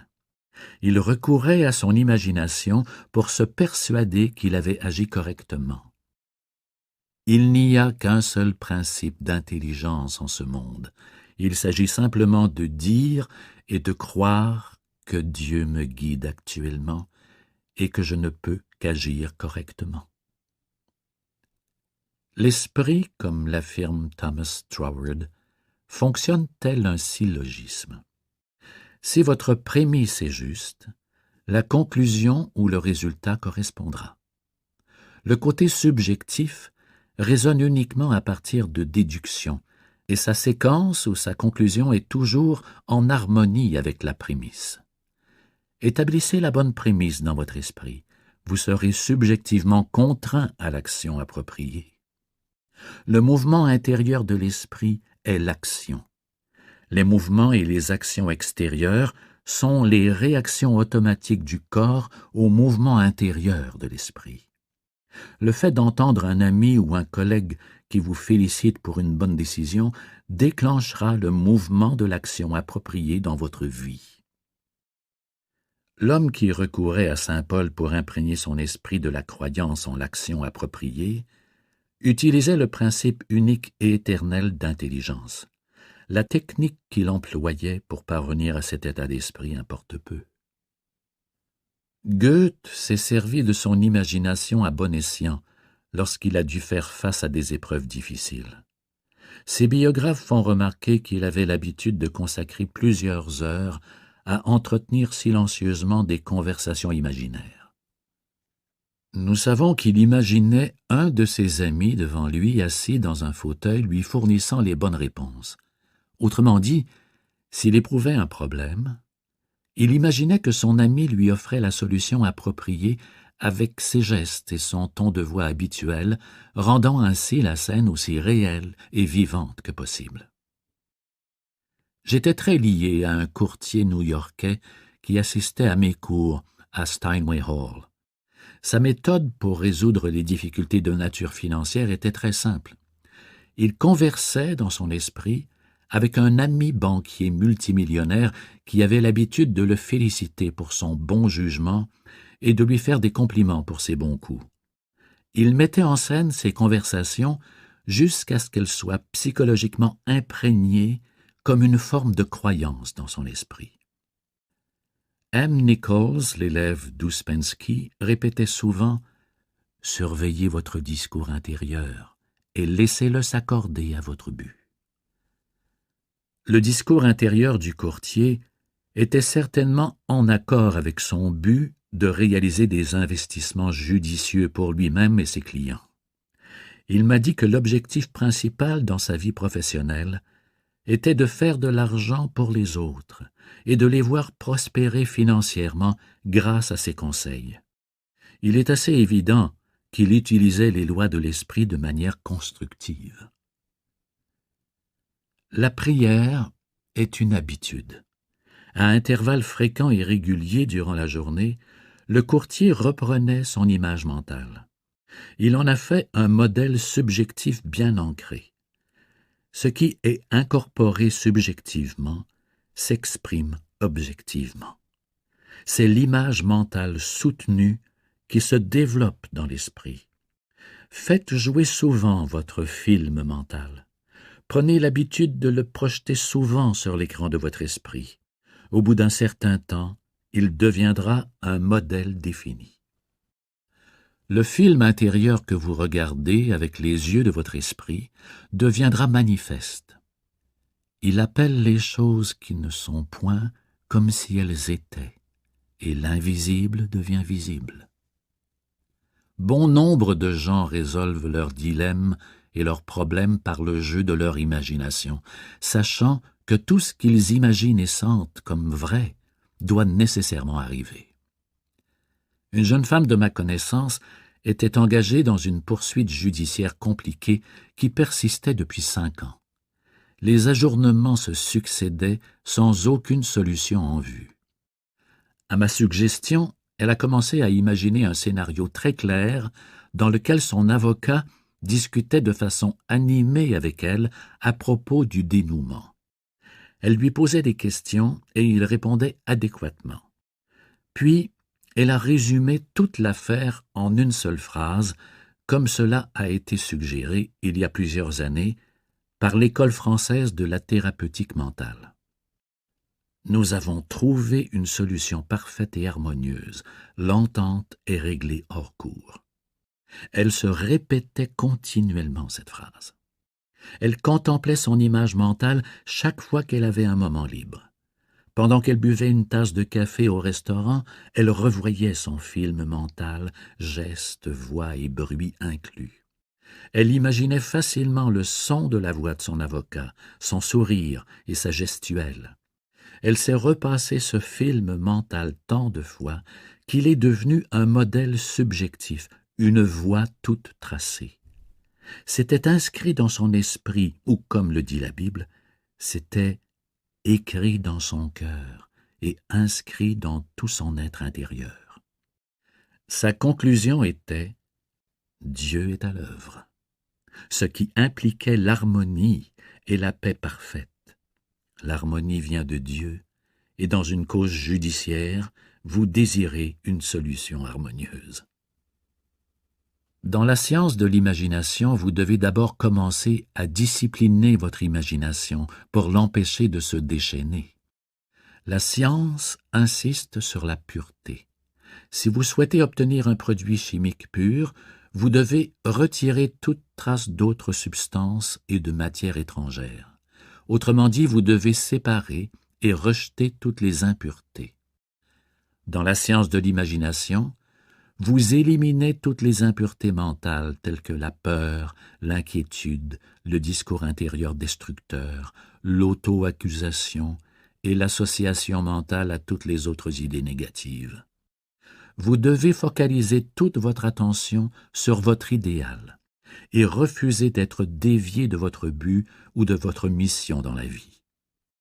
En vous absorbant mentalement dans la réalité de votre idéal, en le chérissant et en y restant fidèle, vous verrez votre désir prendre forme dans votre univers. Il est dit dans le livre de Josué, « Choisissez aujourd'hui qui vous voulez servir. » Que votre choix soit « Je vais imaginer tout ce qui est charmant et agréable. » J'ai discuté avec beaucoup de personnes qui détournent de manière diabolique l'usage de leurs facultés innées. Par exemple, une mère qui s'imagine qu'il est arrivé un malheur à son fils parce qu'il est en retard. Elle pense à un accident, à l'hôpital, elle voit son fils dans la salle d'opération, et ainsi de suite. Un homme d'affaires prospère qui continue d'entretenir la négativité est un autre exemple d'un usage destructeur de l'imagination. Il entre chez lui après le travail et il se joue dans son esprit un scénario dans lequel il échoue. Il voit ses étagères vides, s'imagine en faillite, son solde bancaire à zéro, son entreprise devant fermer ses portes. Et pourtant, entre-temps, il prospère. Son image mentale négative ne renferme aucune vérité, c'est un tissu de mensonges. En fait, ce qu'il craint n'existe que dans son imagination morbide. L'échec ne viendra jamais sauf s'il continue d'entretenir cette image morbide chargée de l'émotion de la peur. S'il se laisse aller dans cette image mentale, il est certain qu'il s'attirera l'échec. Il a le choix entre l'échec et la réussite, et il choisit l'échec. Il y a aussi les inquiets chroniques. Ils ne semblent jamais imaginer quoi que ce soit de bon ou d'agréable. Ils ont l'air de savoir qu'un malheur finira toujours par arriver. Ils ne peuvent vous donner une raison pour laquelle un bonheur devrait ou pourrait arriver, mais ils sont prêts à vous en fournir 1000 pour expliquer qu'une situation désastreuse se produira. Pourquoi? La raison est simple. Ces gens sont négatifs par habitude. Toutes leurs pensées sont d'une nature pessimiste, chaotique, destructrice et morbide. Comme ce monde de pensées négatives devient habituel, ils conditionnent leur inconscient de manière négative. Leur imagination est gouvernée par leur humeur et leurs sentiments. Voilà pourquoi ils imaginent du mal, même quand il s'agit d'êtres qu'ils aiment. Par exemple, si leur fils est dans l'armée, ils s'imaginent qu'il deviendra insensible, alcoolique ou demeure douteuse. S'il participe à un combat, ils s'imaginent qu'il sera blessé, ou toutes sortes d'images destructrices assaillent leur esprit. Cela s'explique par le phénomène hypnotique de l'habitude, qui annihile leurs prières. Faites un choix maintenant. Commencez à penser de manière constructive et harmonieuse. Penser équivaut à parler. Votre pensée est votre parole.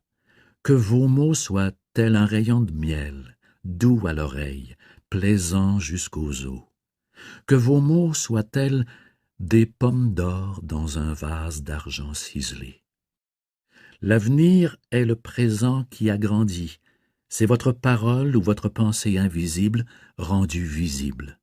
Vos mots sont-ils doux à l'oreille? À quoi ressemble votre discours intérieur en ce moment? Personne ne peut vous entendre.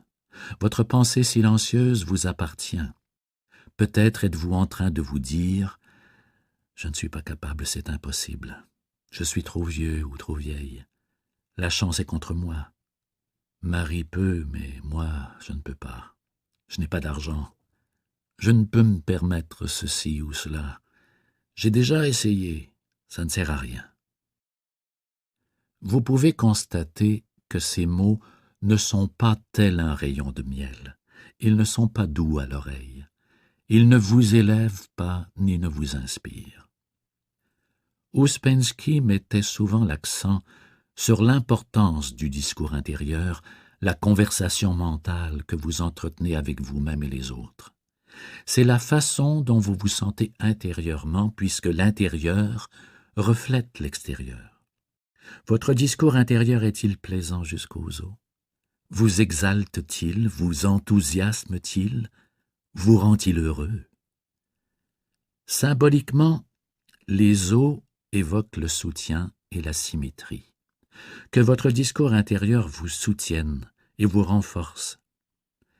C'est une chose qui est tout près de toi, dans ta bouche et dans ton cœur, afin que tu la mettes en pratique. Vois, je mets aujourd'hui devant toi la vie et le bien, la mort et le mal. Faites votre choix et déclarez maintenant, avec une intention marquée, dorénavant, je n'admettrai dans mon esprit que des idées et des pensées salutaires, bienveillantes, inspirantes, qui me rendent plus fort. Que vos mots soient tels des pommes d'or dans un vase d'argent ciselé. La pomme est un fruit délicieux. L'or représente le pouvoir. Dans la Bible, le vase d'argent signifie vos désirs. L'image dans votre esprit représente la façon dont vous souhaitez que les choses soient. C'est votre désir réalisé. Ce peut être un nouvel emploi ou la santé. Que vos mots, vos pensées intérieures et vos sentiments s'accordent et s'harmonisent au vase d'argent, votre désir. Le désir et le sentiment réunis en un mariage mental deviendront la prière exaucée. Laissez-vous guider par l'imagination de la Bible et faites en sorte que vos mots soient doux à l'oreille. À quoi prêtez-vous l'oreille en ce moment? Qu'est-ce que vous écoutez? À quoi accordez-vous votre attention? Tout ce à quoi vous accordez votre attention grandira, s'amplifiera et se multipliera dans votre expérience. Saint Paul a dit « Ainsi la foi vient de ce que l'on entend ». Écoutez les grandes vérités de Dieu, écoutez la voix de Dieu. En quelle langue parle-t-il? Pas en gaélique, pas en français, ni en italien. Il parle le langage universel du cœur, celui de l'amour, de la paix, de la joie, de l'harmonie, de la foi, de la confiance et de la bienveillance. Prêtez l'oreille à ses qualités et à ses facultés divines. Nourrissez-vous-en mentalement. À la longue, ces qualités positives permanentes vous conditionneront, et la loi de l'amour vous gouvernera. Vous avez certainement déjà entendu cette citation souvent répétée. L'homme a été créé à l'image de Dieu. Cela signifie que votre esprit est l'esprit de Dieu, puisqu'il n'y a qu'un seul esprit. Votre âme est l'âme de Dieu, et vous créez exactement de la même façon, selon les mêmes lois que Dieu. Votre monde, c'est-à-dire vos expériences, votre condition, votre situation, votre milieu, de même que votre santé physique, vos moyens financiers et votre vie sociale, etc., votre monde est créé à partir de vos propres images mentales et à votre ressemblance. Les semblables s'attirent. Le monde est un miroir qui vous reflète votre univers intérieur constitué de vos pensées, vos sentiments, vos croyances et votre conversation intérieure. Si vous vous mettez à imaginer qu'un pouvoir maléfique agit contre vous, ou que le malheur s'acharne sur vous, ou encore que des forces extérieures ou des personnes travaillent contre vous, du plus profond de votre esprit surgira une réaction correspondant à ces craintes et à ces images mentales négatives. Par conséquent, vous commencerez à affirmer que tout joue contre vous, que les étoiles ne vous sont pas favorables. Vous blâmerez le karma, votre passé ou un démon quelconque. En vérité, l'ignorance est le seul péché. La souffrance n'est pas une punition, c'est la conséquence du mauvais usage de votre pouvoir inné. Revenez à l'unique vérité. Prenez conscience qu'il n'y a qu'un seul pouvoir spirituel et qu'il est activé par vos pensées et vos images. Les problèmes, les ennuis, les conflits viennent du fait que l'homme a dévié vers les faux dieux de la crainte et de l'erreur. Il doit se recentrer, revenir à la présence de Dieu en lui. Décrétez maintenant la souveraineté et l'autorité de ce pouvoir spirituel en vous, le principe de toute vie. Demandez les sages conseils, la force, la nourriture et la paix divine, et cette puissance répondra à votre appel. Je veux maintenant vous montrer comment vous pouvez transmettre une idée ou une image mentale précisément et positivement à votre inconscient. L'esprit conscient de l'homme est personnel et sélectif. Il fait des choix, des distinctions, des évaluations, des analyses et des investigations. Il est capable de raisonnement inductif et déductif. L'esprit subjectif ou subconscient est soumis à l'esprit conscient.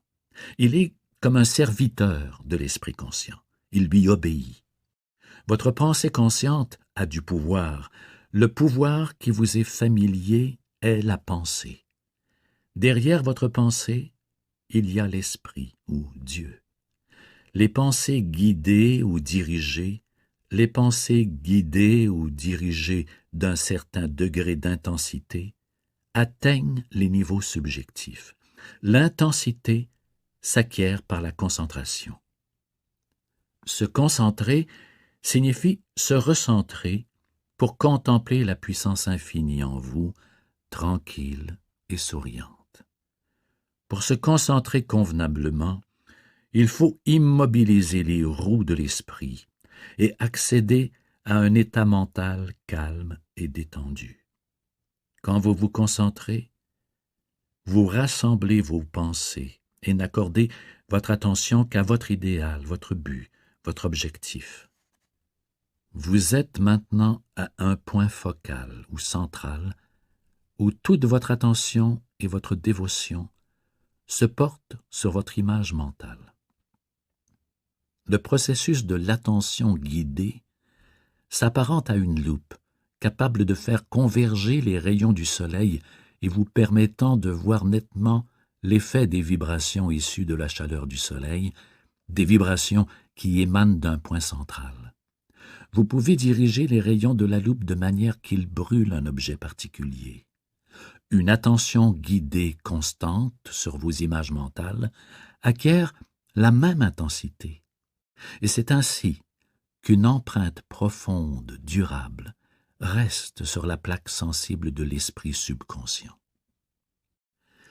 Il est possible que vous deviez répéter plusieurs fois votre scène mentale avant qu'une empreinte soit créée. Toutefois, l'imagination soutenue est le secret pour imprégner l'esprit plus profond. Quand vous éprouvez de la crainte ou de l'inquiétude durant la journée, contemplez immédiatement cette image mentale agréable avec la certitude d'activer une loi psychologique précise, actuellement à votre service dans la chambre sombre de votre esprit. Ce faisant, vous arrosez et fertilisez votre semence, accélérant ainsi sa croissance. L'esprit conscient de l'homme est le moteur, l'inconscient ou le subconscient est la machine. Vous devez démarrer le moteur pour que la machine fonctionne. L'esprit conscient est la dynamo qui éveille le pouvoir de l'inconscient. La première étape de transmission de votre image, idée ou désir clarifié à votre esprit plus profond consiste à calmer et à immobiliser votre attention, à vous détendre et à rester tranquille. Cette attitude mentale paisible et décontractée empêche la matière étrangère et les idées fausses d'interférer avec votre concentration sur votre idéal. De plus, dans cette attitude calme, passive et réceptive, l'effort est réduit au minimum.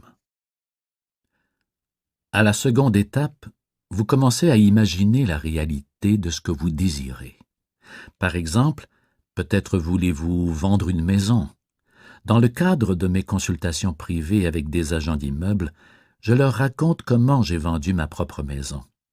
En appliquant ma méthode, ils obtiennent des résultats remarquables. J'ai installé une pancarte sur la pelouse devant ma maison sur laquelle était écrit « À vendre par le propriétaire ». 2 jours plus tard, je me suis dit, en me mettant au lit, « Si jamais tu vendais la maison, que ferais-tu » Voici comment j'ai répondu à ma propre question. J'enlèverais cette pancarte et je la mettrais dans le garage. Dans mon imagination, j'ai saisi la pancarte, je l'ai retirée de la pelouse, placée sur mon épaule, je me suis rendu dans le garage, je l'ai posée par terre en lui disant à la blague « Je n'ai plus besoin de toi ».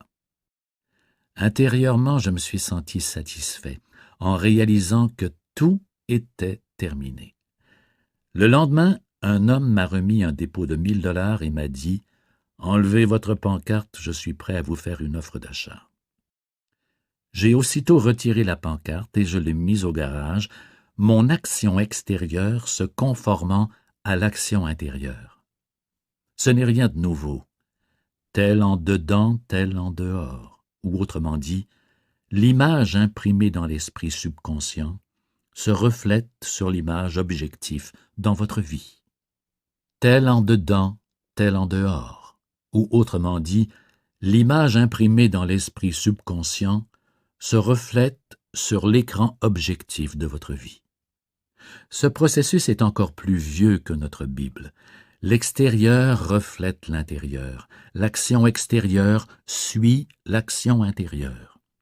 Une très grande entreprise m'a déjà embauché pour que j'accomplisse un travail spirituel.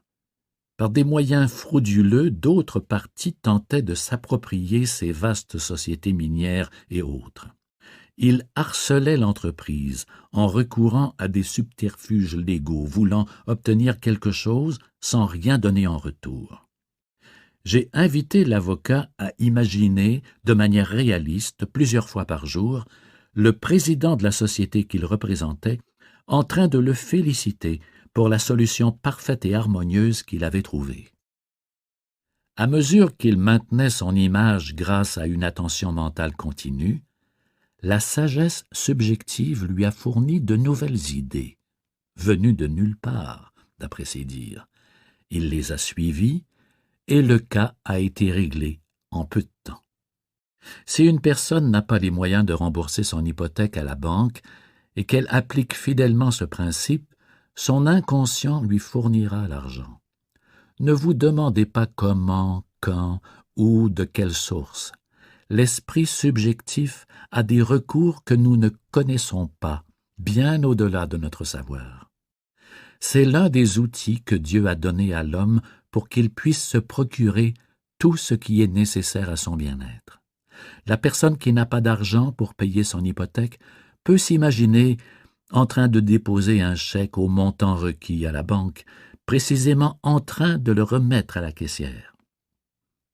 Il est très important de s'intéresser intensément à l'image ou à la scène mentale, de la rendre réelle et naturelle. Plus l'esprit est engagé avec conviction, plus facilement la scène imaginaire se posera dans la banque de l'esprit subconscient.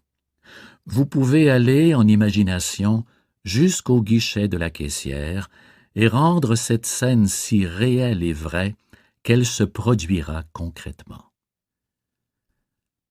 Une jeune femme assiste régulièrement à nos conférences du dimanche matin. Chaque dimanche, elle prend 3 autobus et parcourt un trajet d'1 heure et demie. Dans l'un de mes sermons, j'ai parlé d'un jeune homme qui priait pour avoir une automobile et qui en avait reçu une. De retour chez elle, voici l'expérience qu'elle a tentée, décrite dans cette lettre, reproduite avec sa permission. « Cher Monsieur Murphy, voici comment j'ai reçu une Cadillac. J'en voulais une pour me rendre aux conférences du dimanche et du mardi. Dans mon imagination, j'ai vécu le même processus que si je conduisais vraiment une auto. Je suis allé à la salle d'exposition et le vendeur m'a fait faire une promenade. Je l'ai conduit moi aussi sur une distance de quelques pâtés de maison. À plusieurs reprises, j'ai affirmé que cette Cadillac était à moi. Pendant 2 semaines, j'ai constamment maintenu mon attention mentale. Je montais dans l'auto, la conduisais, touchais la banquette, etc. Dimanche dernier, je me suis rendu à votre conférence dans une Cadillac. Mon oncle d'Inglewood est décédé et il m'a légué son auto et tous ses biens. Si vous vous dites « Eh bien, je ne connais aucun moyen d'obtenir l'argent nécessaire pour rembourser mon hypothèque », ne vous inquiétez pas. S'inquiéter, c'est s'étrangler. Prenez conscience qu'un pouvoir inhérent en vous peut vous fournir tout ce dont vous avez besoin quand vous le demandez. Vous pouvez affirmer maintenant avec ferveur et conviction « Ma maison est libre de toute dette. Et la richesse vient à moi en abondance. » Ne vous interrogez pas sur la façon dont votre prière sera exaucée. Vous ferez ce qui est nécessaire, sachant que l'intelligence subconsciente guide tous vos pas et qu'elle sait ce qu'il faut faire pour que votre désir soit réalisé. Vous pouvez aussi imaginer qu'une lettre vous parvient de la société de prêt hypothécaire vous informant que vos versements sont terminés. Réjouissez-vous et vivez avec cette lettre imaginaire dans votre esprit jusqu'à ce qu'elle devienne une conviction. Vivez dès maintenant avec la certitude qu'un pouvoir vous habite, capable de manifester ce que vous imaginez et sentez comme vrai. Ce n'est pas en restant à ne rien faire, en rêvassant ou en imaginant les choses que vous aimeriez posséder que vous les attirerez à vous. Vous devez être conscient et croire que vous exécutez une loi de l'esprit, être convaincu de votre faculté innée d'utiliser votre esprit de manière constructive pour que se manifestent les choses que vous désirez. Sachez ce que vous voulez. L'inconscient donnera suite à votre idée, puisque vous avez un concept précis et nettement défini de ce que vous souhaitez posséder. Imaginez clairement votre désir réalisé. Vous donnez ainsi à votre subconscient quelque chose de précis à mettre en exécution. L'esprit subconscient est le film sur lequel l'image est imprimée. Il développe l'image et vous la renvoie sous une forme matérielle objectivée. La caméra, c'est vous en train d'imaginer consciemment la réalisation de votre désir par l'attention guidée.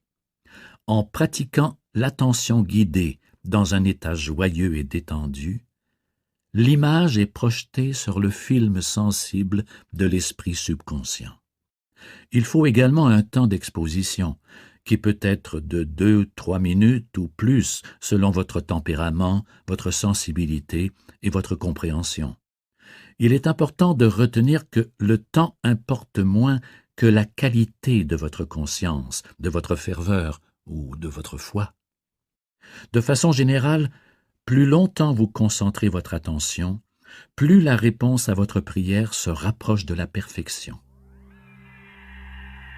Croyez que vous avez reçu et vous recevrez. Et quoi que vous demandiez dans la prière, vous l'obtiendrez si vous le demandez avec foi. Croire, c'est accepter quelque chose comme vrai ou vivre en l'incorporant. En maintenant cet état d'esprit, vous expérimenterez la joie de la prière exaucée.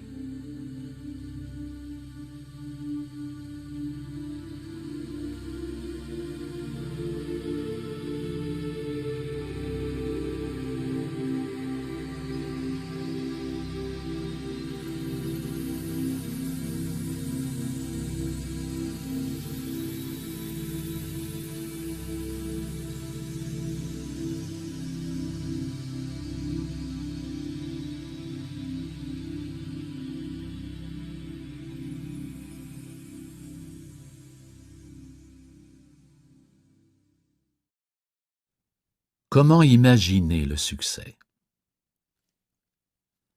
Dieu réussit toujours ce qu'il entreprend, puisque Dieu est en lui. L'homme est équipé pour réussir. Il possède en lui tous les attributs, qualités et facultés de Dieu. Vous êtes né pour réussir, pour conquérir et vaincre. L'intelligence, la sagesse et le pouvoir divin sont en vous, prêts à se mettre en œuvre afin de vous permettre de surmonter toutes les difficultés. De nombreuses personnes répètent silencieusement le terme abstrait « succès » plusieurs fois par jour, jusqu'à ce qu'elles deviennent convaincues que le succès leur appartient. N'oubliez pas que l'idée de succès renferme tous les éléments essentiels du succès. Lorsqu'une personne se répète le mot « succès » avec foi et conviction, son esprit subconscient l'accepte comme s'appliquant à elle. Elle est alors forcée de réussir. Nous sommes poussés à exprimer nos croyances, impressions et convictions subjectives. La façon idéale de réussir consiste à savoir ce que vous voulez accomplir. Si vous ignorez quelle est la place qui vous convient ou ce que vous souhaitez faire, vous pouvez solliciter de l'aide en posant la question. L'esprit profond vous répondra et vous découvrirez alors un élan ou une tendance vers un certain domaine d'activité. L'esprit profond réagit à vos pensées. L'inconscient, parfois appelé esprit profond ou subjectif, met en œuvre son intelligence inconsciente qui attire vers l'individu les conditions nécessaires à son succès. L'homme devrait s'efforcer de faire ce qu'il aime faire. Quand ce que vous faites vous rend heureux, vous connaissez le succès. Ayez la certitude de bénéficier d'une puissance créatrice intérieure. Faites-en une conviction positive. Ce pouvoir infini répond et réagit à vos pensées. Connaître, comprendre et appliquer ce principe amène le doute, la crainte et l'inquiétude à se dissiper graduellement. Par exemple, si une personne entretient l'idée de l'échec, sa pensée attirera l'échec. L'inconscient accepte la pensée de l'échec comme une requête et fait en sorte de le manifester dans son expérience puisqu'il s'habitue à la pratique mentale de concevoir l'échec. L'esprit subconscient est impersonnel et non sélectif. Un de mes amis, un tailleur, a un dicton. « Tout ce que je fais, c'est additionner. J'admets, je ne soustrais. » Pour lui, le succès est un signe d'addition. Augmentez votre prospérité, votre richesse, votre pouvoir, votre savoir, votre foi, votre sagesse. La vie est une addition. La mort est une soustraction. Vous enrichissez votre vie en imaginant les choses qui, pour vous, sont vraies, agréables, nobles et divines. Imaginez et sentez que vous avez du succès, et le succès viendra à vous. En aucun temps, vous n'êtes l'esclave des circonstances, du milieu ou des conditions. Vous êtes le maître des conditions. Par contre, vous pouvez devenir leur victime en consentant mentalement aux choses telles qu'elles sont. En modifiant votre état d'esprit, vous changez les conditions. Un acteur m'a déjà révélé qu'il avait très peu d'instruction, mais qu'il avait rêvé, dès son jeune âge, de devenir une étoile de cinéma. Lorsqu'il coupait le foin, ramenait les vaches à l'étable, ou même en les trayant, m'a-t-il dit, j'imaginais constamment que je voyais mon nom en grosses lettres scintillantes à la devanture d'un théâtre. J'ai conservé cette idée pendant des années, jusqu'à ce que je finisse par quitter la maison. J'ai obtenu des rôles de figurants dans des films, puis un jour, j'ai vu mon nom en grosses lettres scintillantes, comme quand j'étais enfant. Il a ajouté, « Je connais le pouvoir de l'imagination soutenue qui produit le succès. » Que signifie le succès pour vous? Vous souhaitez sans doute avoir de bonnes relations avec les autres. Vous voulez exceller dans votre travail ou votre profession. Vous désirez posséder une jolie maison, de même que suffisamment d'argent pour mener une vie confortable et heureuse. Vous demandez que vos prières soient exaucées et que votre lien avec le pouvoir universel en vous soit bénéfique. Imaginez-vous en train de réaliser ce que vous désirez faire et possédant les biens que vous aimeriez avoir. Soyez créatif, participez mentalement à la réalité de l'état de réussite. Accédez fréquemment à cet état de conscience, faites-en une habitude. Vous découvrirez alors que vous êtes orienté vers tout ce que vous devez faire pour réaliser votre rêve. Chaque soir, couchez-vous avec l'impression d'avoir réussi, d'être pleinement satisfait.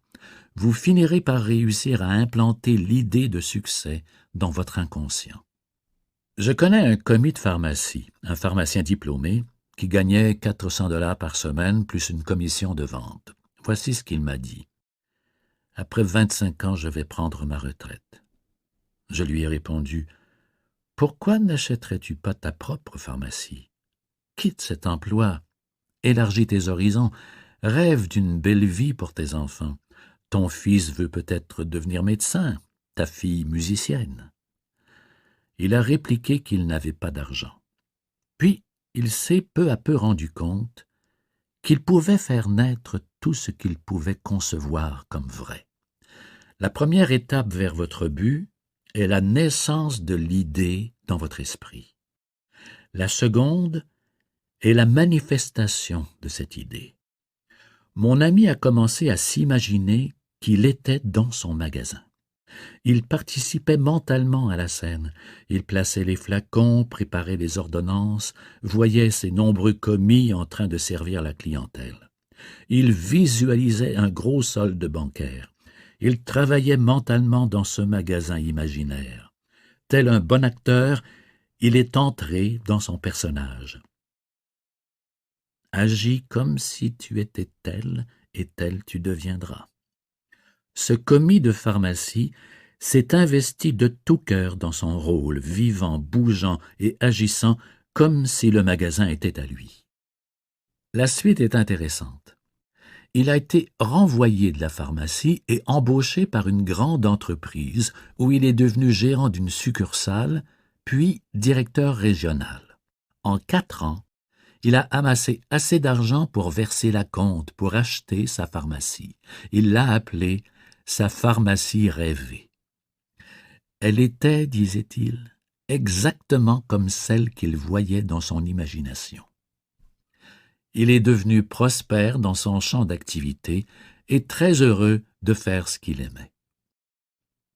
La personne qui conserve généralement une attitude mentale fondée sur la foi et l'espoir que le meilleur peut arriver est destinée au succès et à l'évolution.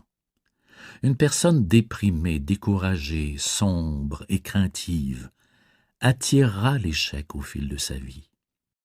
La crainte est en réalité un manque de foi en l'abondance divine. C'est une foi déplacée, mal orientée. C'est croire au manque, c'est croire que l'homme n'a pas accès à ce qui est bon. Toi, mon enfant, tu es toujours avec moi, et tout ce qui est à moi est à toi. Tout ce dont vous avez besoin se trouve dans l'invisible. On peut affirmer que toutes les choses nécessaires sont dans l'abstrait. Vous devez désirer être plus grand que ce que vous êtes afin d'évoluer dans la vie. Le désir arrive en premier, suivi par la reconnaissance du pouvoir inné qui vous permet de rendre manifeste ce que vous voulez. L'esprit subconscient est le moyen par lequel tout ce que vous désirez peut être objectivé. C'est vous qui commandez par vos pensées, vos sentiments, vos opinions et vos croyances courantes. L'inconscient obéit aux ordres que lui donne l'esprit conscient.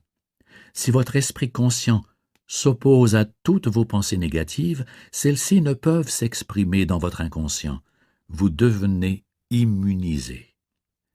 Par exemple, si vous dites « Je voudrais être en bonne santé car je pourrais obtenir beaucoup plus de succès dans mon travail », prenez conscience maintenant que votre corps est une expression de votre esprit. L'esprit subconscient est le bâtisseur du corps et en contrôle toutes les fonctions vitales. Votre esprit conscient a le pouvoir de changer toute idée ou tout groupe de pensées contenu dans l'inconscient. Quand vous savez que cela est possible, vous pouvez imprimer l'idée de bonne santé dans votre inconscient. Il est essentiel d'entretenir votre conviction et d'y croire sincèrement.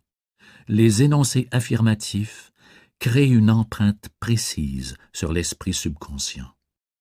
L'imagination scientifique ou disciplinée constitue une façon merveilleuse de laisser une empreinte dans l'inconscient. Par exemple, si votre genou est enflé et que vous boitez, imaginez que vous vous adonnez aux activités que vous feriez si vous étiez en parfaite santé.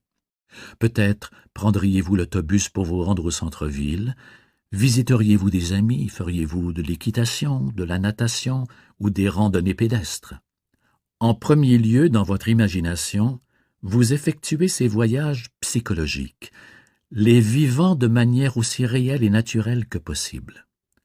Continuez de faire ces voyages. Vous savez qu'il vous revient de vous motiver vous-même.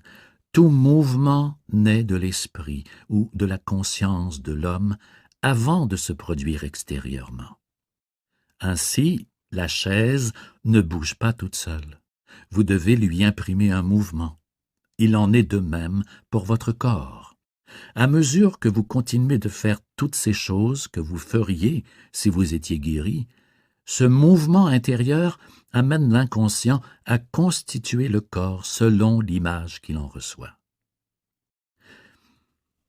Voici une prière extraordinaire pour une parfaite santé.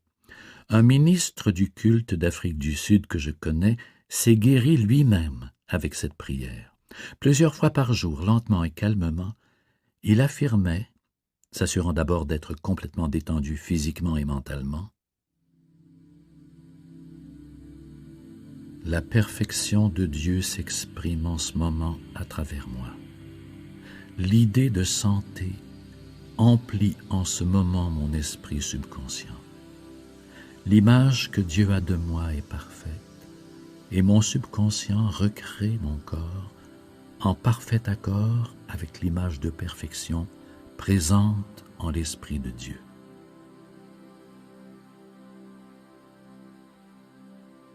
Voilà un moyen simple de transmettre l'idée d'une santé parfaite à votre subconscient.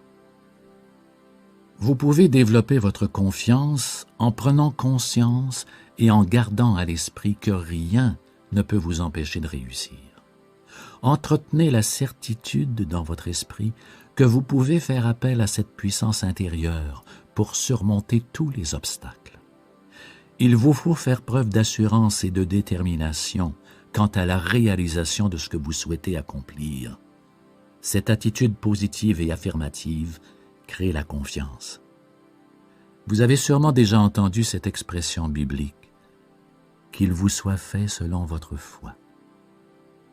Avoir foi en Dieu, c'est se rendre compte qu'il n'y a qu'un seul pouvoir spirituel omniprésent, omniscient, omnipotent, qui est tout amour, toute lumière, toute beauté, toute vie, et une aide constante en temps de difficulté. Sachez que son pouvoir répond à vos pensées. Cessez de considérer Dieu comme un être à longue barbe qui vit dans les cieux. Dieu est l'essence de l'homme. Dieu est la vie de l'homme. Nous ne pouvons tout comprendre de Dieu car l'esprit limité ne peut comprendre l'infini dans sa totalité. Par exemple, vos esprits conscients et inconscients sont des projections de Dieu. Ce sont des outils de travail. Dieu est sagesse infinie, amour sans bornes, intelligence illimitée, bonheur absolu, harmonie éternelle et beauté indescriptible. Voilà, entre autres, les qualités et attributs de Dieu. Vous n'êtes pas largué sur l'océan de la vie à la dérive, abandonné par le Créateur. Sa présence et son pouvoir sont en vous. Ce savoir ou conscience de la divinité en vous est le plus grand et le plus puissant des facteurs contribuant à votre succès. Perfectionnez vos talents, servez-vous-en, ce sont les dons de Dieu. Vous possédez des facultés et des pouvoirs qui nécessitent une amélioration constante.